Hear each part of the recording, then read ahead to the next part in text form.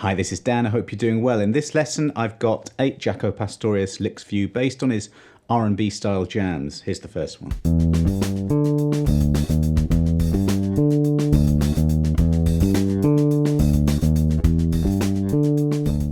I'm starting off with this one. It's probably the easiest of the bunch. There's a lot of 16th note workouts going on here. And incidentally, I'm taking this from a really great channel. I found this video from Patrick Boekman, who's a drummer that played with Jaco, I think in the mid-80s, like 86, something like that. It was a clinic. And it's just Jaco playing a JD bass that he borrowed from a student that day. And he just sounds awesome. I'm going to put a link to that. It's just such a brilliant resource. And it just comes out with all the tricks and all the R&B licks. That's the first. In fact, the very first thing he plays is this, which is a Larry Graham Sly and the Family Stone lick. And later on he goes. It's a Tommy Cogbill funky Broadway lick that he used to play a lot. And a lot of these licks are ones that he would grab and play them in different times of his career. He had all these licks to fall back on. So here's the first one, and I'm going to play it very slowly. Here we go.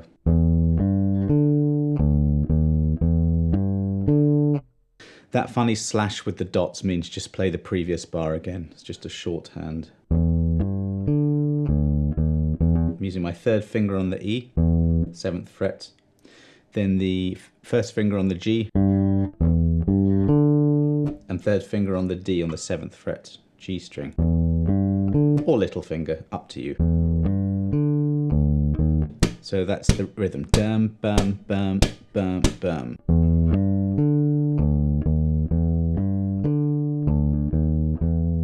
Now, in terms of what chord you can play over this, now this is a kind of R&B, soul, funk jam that the guys, 3 of them, get into that day. And it's this R&B thing, this R&B soul thing, where you can play a minor third, even though the chord is major. If you've watched some of my videos before in the R&B style, you would have heard of this before. It's this sort of... He in fact does that at the beginning. Goes from the 5th to the 6th fret of the D string. That's like a minor third. That one. And this is a major third. You get this ambiguity.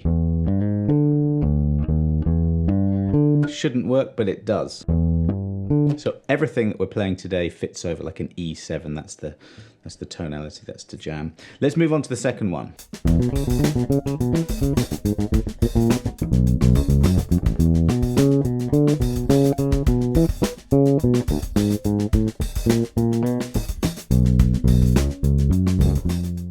From the easiest to probably the most difficult. And if you listen to that video and go through it, and I would if I were you, you'll hear that actually he's doing a lot of variations of particular licks. And I'm getting as close as I can, so disclaimer, I'm sure some of these notes are wrong, but it's roughly there. And it's all about getting as close to the spirit of his playing as possible. Not to copy, but he would play over the bridge pickup to get that sort of tight sound. And the notes would be played extremely short. That's how you get this feel. It's really fast, this stuff, as you know. So what we'll do is we'll slow things down and just do that. Play these licks as slow as you need to and build up speed over time. Depending on where you are, that might take you a while, but that's fine. So here we go. Let's just do that. So in the video, you can see he's using one finger per fret quite a lot, but then shifts away from it. So this first bit would be second finger, little finger, first finger. I'm not a huge fan of tab, but in this instance, I think it's great just to look at it and see where you're supposed to be playing. You can download this link below. So let's just do that. Just look at the tab. We're going frets 7 to 9 to 6. There's a little ghost note after that. So let's go from just before the ghost note.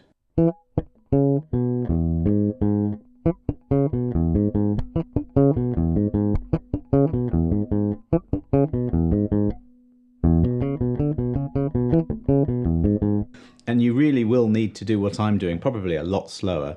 Just repeat hard sections and build it up from a slower speed. Lots of alternate plucking to get the 16th notes, but there's also some raking going on. I'm leading with my index. Really go with what's comfortable for you.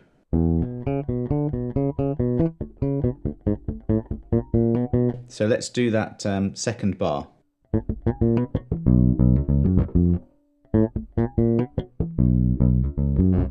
It's so rhythmic. So I think I'm going to go first finger here. Let's just go from there. So plucking, but also a hammer-on in there, and a ghost note. I'm probably using more than one finger to really get that to sound dead, with no harmonics. Let's just do that. That's the thing with Jaco's playing, really rhythmic, full of expressive techniques and not missing a beat ever. So you've just got to slow down to do that. He would play hours and hours and hours in bands, racking up, you know, experience and stamina. There's a classic use of the rake there.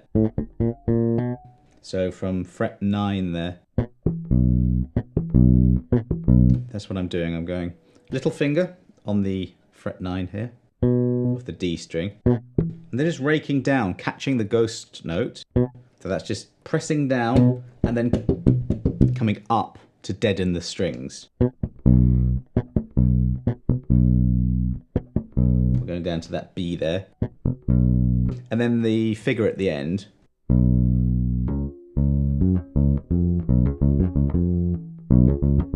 You can change the fingers a bit. I was in one finger per fret, now I've shifted a bit. There's a hammer on here. You need to aim to get the hammered on note as loud as the plucked note.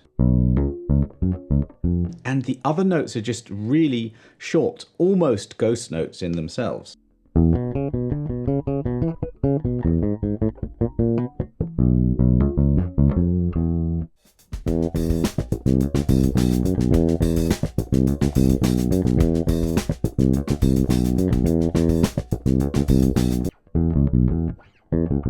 So that's just a root, E.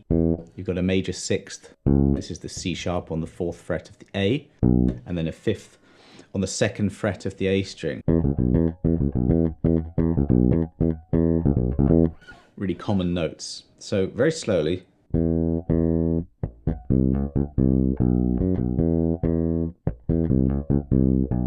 Two E's. That's a tie there. Then you've got, just after beat 2, you've got a ghost note. Again, using more than one finger for that.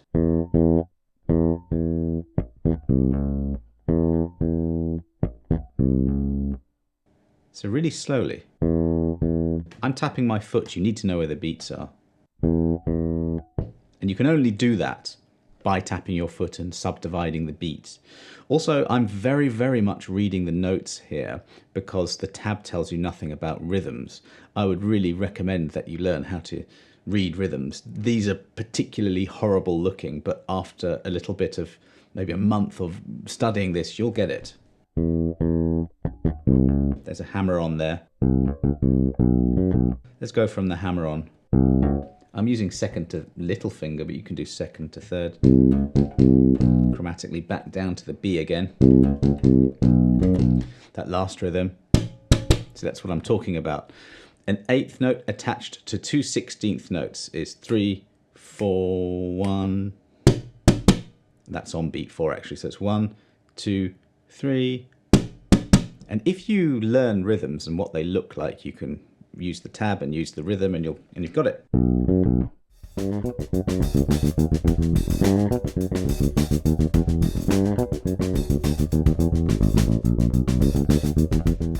I absolutely love this one. One of my favourite ever albums is 8:30. It's a live weather report album, and I remember hearing this exact lick in Teen Town. I think he plays it on. So we have a rest, so it's 1, and then we have this little bit here. So hammer on, And that's probably how I would approach this. Just take it beat by beat to figure out how exactly to cut off that ghost note. And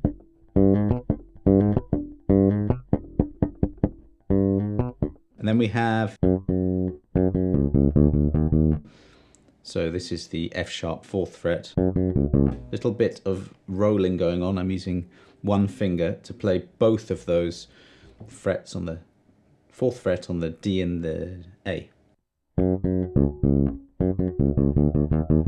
this is all one finger per fret here.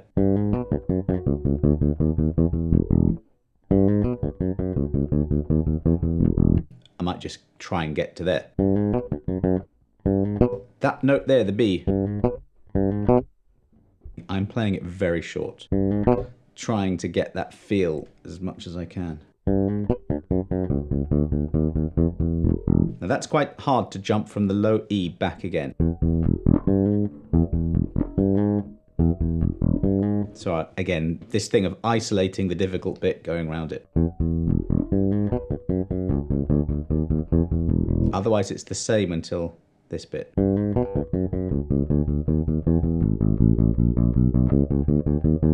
That is such a great workout, that little section there. It's so easy to trip up there. I was doing it loads in the build-up to this lesson. And that is a real coordination thing. Your plucking hand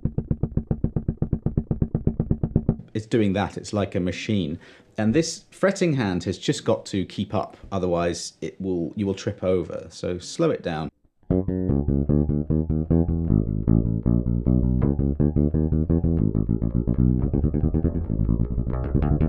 know, we don't need to play that fast, but I sometimes do that. I go hyper speed. Try and challenge myself, and then the normal speed feels a bit better.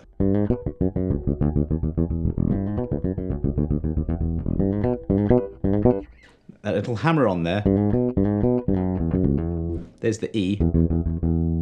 We have an E major pentatonic scale.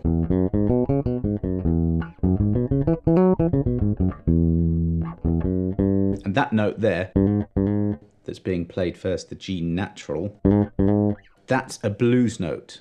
If you add that into the major pentatonic, you get a major blues scale. And that note is the one he's targeting.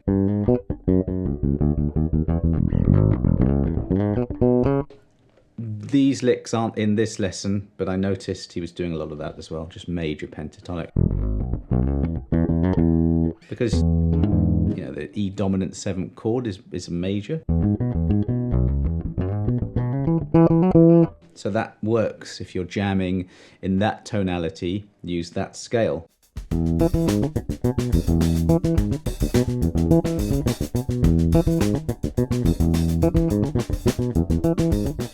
I've also heard this a few times, maybe with an alteration of the notes a bit.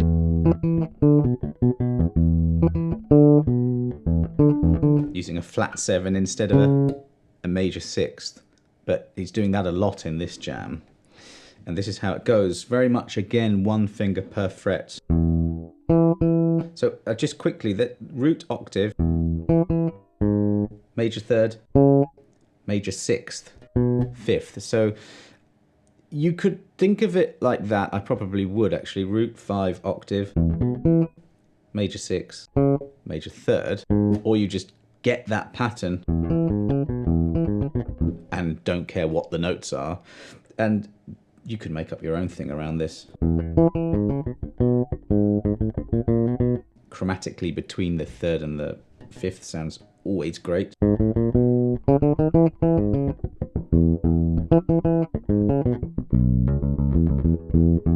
So here's how we play it. A ghost note at the end there. Lots of raking again. If you go in this direction, rake. And if you go in that direction, your alternate plucking. That's the first bar. Next bar.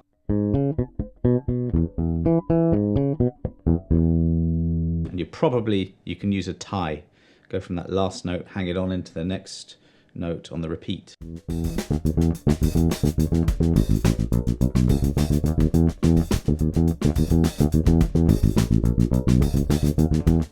So we've got our root note E, a little chromatic thing now.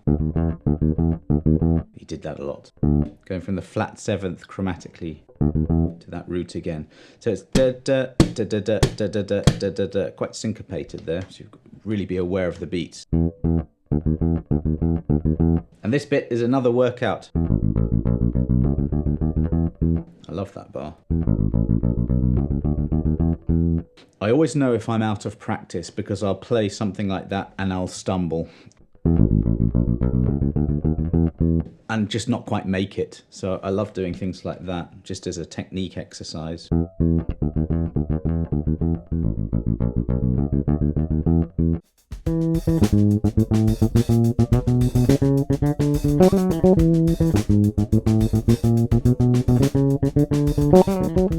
I love this lick. We're starting on the 14th fret. Now that's a dotted 8th attached to a 16th. It's dun da dun da dun da, and you've really got to subdivide and get that last 16th in the right place. And then we have a series of 16th, 8th, 16th, which is this rhythm. And again, that I find that sometimes a bit tricky to pluck. Now that's that all the way chromatically. Because the transition from the last rhythm to this, that looks horrendous. So we've got a pluck on the 11th fret and then a pull off, 12 to 11. And you've got to keep your one finger per fret thing going here. Maybe try and put that down the octave, so 7th fret A string.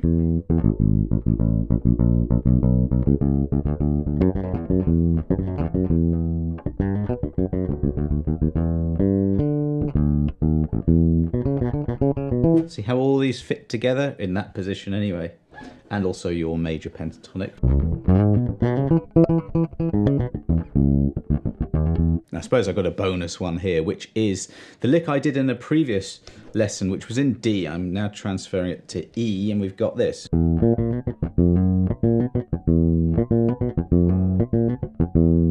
we've just got an E, and just a chromatic movement to the 5th. So you can use this over the same chord, it would work. I'll put a lesson right here that might be of interest to you. Thanks a lot for watching, and I'll see you on the next one.